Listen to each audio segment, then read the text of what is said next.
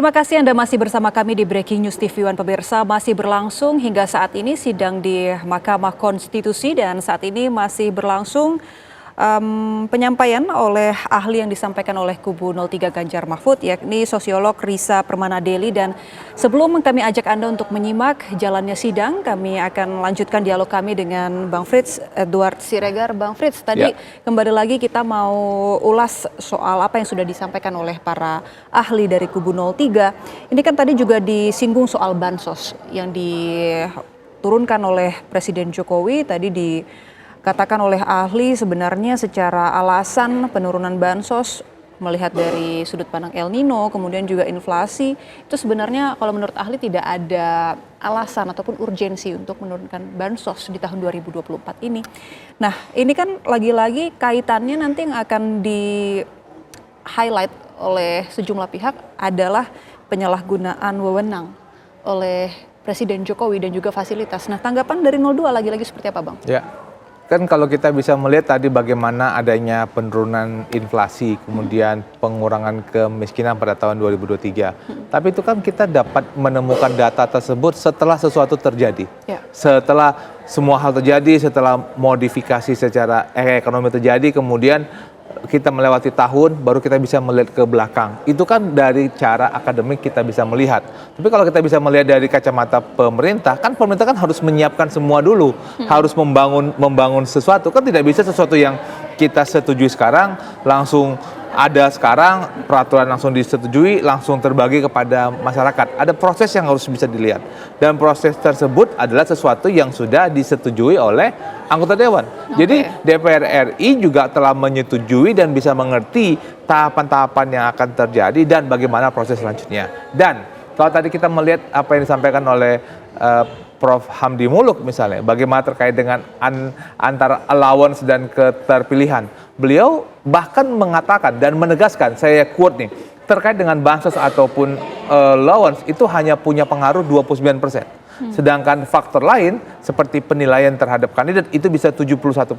Seandainya kalau paslon 1 dan paslon 3 mengatakan bahwa bansos itu punya peran utama, harusnya Pak Prabowo Gibran itu mendapat 71%. Dari seluruh suara. Misalnya nih ya, kalau kita memakai cara pandang yang ada, berarti kan kita tidak bisa mengatakan bahwa keterpilihan beliau tersebut karena bansos gitu loh.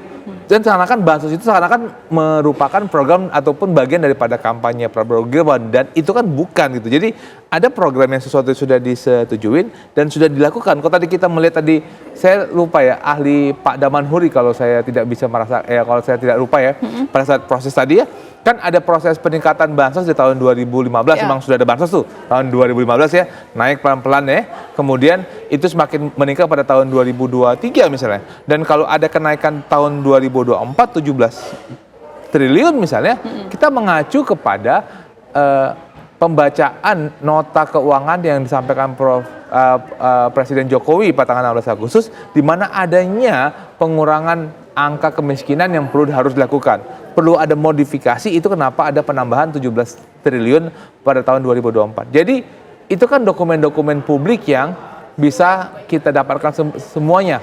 Misalnya Mbak, gini Mbak, misalnya ada sebuah pertanyaan, kenapa sih anggaran bansos itu disampaikan pada bulan Januari atau bulan Februari? Kenapa nggak pada setelah bulan Maret misalnya?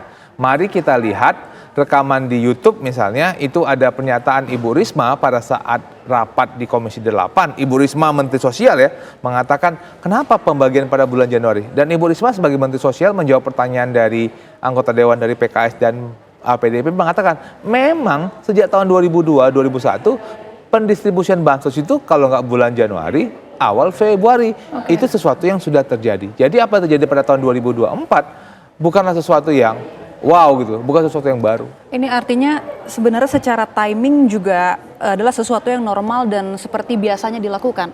Karena kalau menurut tadi ahli Hamdi Muluk dari psikolog UI ini mengatakan timing dan juga siapa target penerima manfaat itu juga bisa diarahkan agar menguntungkan petahana ataupun yang satu kubu dengan petahana, dan dalam hal ini dikaitkan dengan 02 begitu Bang. Pertanyaannya adalah kenapa pemilu itu dilakukan pada bulan Februari misalnya? Kalau seandainya dulu anggota partai politik yang ada di paslon 1, 2, dan 3 sepakat untuk melakukannya di bulan April, mungkin kita tidak akan bisa berbicara soal ini. Kenapa? Karena bansosnya bukan diberikan pada bulan Januari dan bulan Februari misalnya, karena tidak berhubungan sama pemilu. Tetapi kan kesepakatan politik tahun 2022 sudah mengatakan pemilu tahun 2024 ada di bulan April. Jadi 2024 ada di bulan Februari. Jadi hal-hal yang terjadi pada Januari Februari seakan-akan dihubung-hubungkan dengan pemilu. Ini artinya... dan yang kedua soalnya bansos misalnya. Coba mari bertanya kepada partai politik. Apakah kita bisa katakan berarti Prabowo Gibran menang karena bansos? Apakah kita bisa mengatakan PDIP sebagai partai politik pemenang apakah karena bansos? Apa tidak? Apakah tidak ada hubungannya? Misalnya, kalau kita bisa mengatakan begitu, bukankah program bansos itu merupakan program yang bisa dilakukan oleh semua orang? Administrasinya itu adalah sudah tadi ada proses pendaftaran, pendistribusian langsung oleh Menteri Keuangan langsung kepada pemilih. Dan kalau misalnya Mbak, kalau misalnya semua orang mengatakan Pak Jokowi membagikan bansos, seberapa banyak sih yang bisa dibagi-bagikan langsung? Bukankah paling banyak itu adalah langsung masuk ke rekening daripada penerima bansos? Oke, ini artinya juga mungkin yang mau Bang Frits katakan adalah jangan selalu berfokus pada bansos, melihat timing bansosnya, tapi juga timing pemilunya yang sudah dirancang terlebih dahulu juga begitu ya? Satu, bahwa apa yang dimaksud dengan bansos itu kan bansos perlindungan sosial dalam kalau saya bilang dalam arti sempit ya, karena bansos tersebut kan hanya 80T. Jangan lupa masih ada perlindungan sosial lagi, BPJS Kesehatan. Jangan lupa ada subsidi energi, ada subsidi listrik, ada juga subsidi pupuk, ada juga program Indonesia Pintar, ada perlindungan keluarga harapan. Itu kan bagian-bagian yang langsung dinikmati oleh masyarakat gitu loh. Jadi harus bisa lihat dari segi global bagaimana konteks perlindungan sosial. Oke, baik, menarik. Selain bansos mungkin ada hal lain yang akan disampaikan oleh saksi yang dihadirkan ataupun ahli yang dihadirkan oleh kubu 03, kita simak bersama. Tadi adalah acuan kita bersama. Atau dengan kata lain, perilaku memilih itu bukan sekedar menghabiskan sekian menit di bilik suara dan menerima kertas suara kemudian memilih. Kemenangan dan kekalahan juga bukan sekedar sekian persen angka yang diputuskan oleh KPU. Perilaku dalam perspektif psikologi sosial memiliki spektrum yang panjang. Dia dipengaruhi oleh sejarah, sekaligus dia dipengaruhi juga apa yang ada saat ini, juga akan berpengaruh pada apa yang ada di depan. Apa yang sedang kita bicarakan di sini bukan hanya sebuah hasil pemilu pada tanggal 14 Februari yang kemudian memenangkan pasangan Prabowo dan Gibran. Politik adalah pengetahuan bersama tentang rakyat, apa artinya berdaulat sebagai rakyat, dan bagaimana kedaulatan tersebut menjamin partisipasi dalam seluruh proses bernegara dan berbangsa. Pemilu dan perilaku memilih dalam pemilu adalah representasi dari rangkaian nalar tersebut. Artinya pengetahuan inilah yang akan kita pertaruhkan untuk membuat garis kesinambungan dengan apa yang kita terima sebagai sejarah masa silam dan bagaimana masa silam tersebut menjadi gagasan masa depan.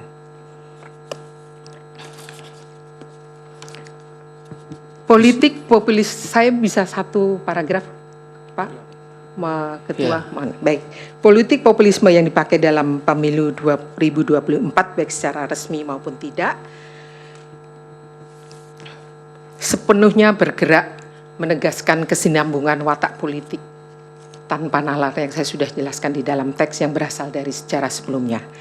KKN yang sejak tahun 98 telah kita sepakati sebagai musuh bersama, ternyata kembali dan menjadi mesin untuk menggerakkan kultur politik tanpa nalar yang berlangsung pada pemilu tahun ini. Kemenangan yang kemudian diperoleh baik oleh Presiden dan Wapres terpilih ataupun oleh legislator adalah penanda bukan hanya sekedar kegagalan dan kerusakan sistem politik di Indonesia. Kembalinya KKN dan kemenangan tersebut adalah wajah sebenarnya dari kematian kedaulatan dan menghilangnya rakyat sebagai penguasa politik yang sebenarnya.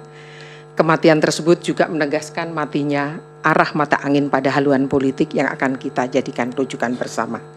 untuk dan atas nama kepentingan menegakkan kembali kedaulatan rakyat sebagai kebenaran publik, sebagai pengetahuan rujukan tentang menjadi Indonesia, maka kesaksian ini kami ajukan. Terima kasih.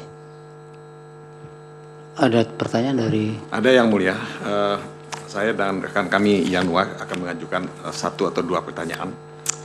Nah, saudara ahli banyak menjelaskan mengenai keadaan deprivasi.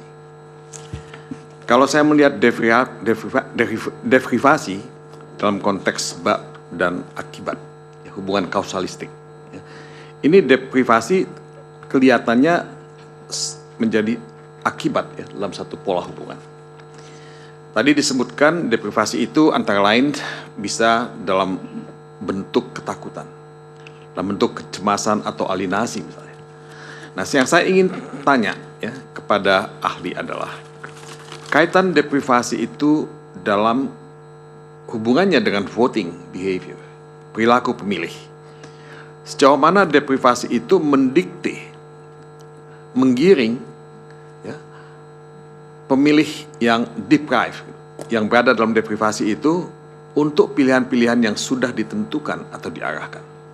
Nah, ini pertanyaan teoritik ya, tapi mungkin juga ada contoh-contoh empirik ya dari hal semacam ini. Kalau bisa dijelaskan, terima kasih. Mohon izin yang mulia, saya lanjutkan. Silakan. Saudara ahli, saya akan bertanya pada persoalan yang faktual yang sebenarnya sudah bukan menjadi sudah menjadi pengetahuan umum di publik, di masyarakat. Ketika Presiden Joko Widodo di dalam acara peresmian sebuah pesawat di Lanut Halim Perdana Kusuma, Presiden Joko Widodo menyatakan bahwa Presiden boleh berkampanye. Di dekatnya banyak pejabat-pejabat militer. Apakah perilaku atau ucapan Presiden Joko Widodo dalam acara di lingkungan militer itu dapat menciptakan deprivasi? Karena acara yang dilangsungkan itu tepat pada saat dilakukannya masa-masa kampanye. Kemudian soal deprivasi lagi, saudara ahli.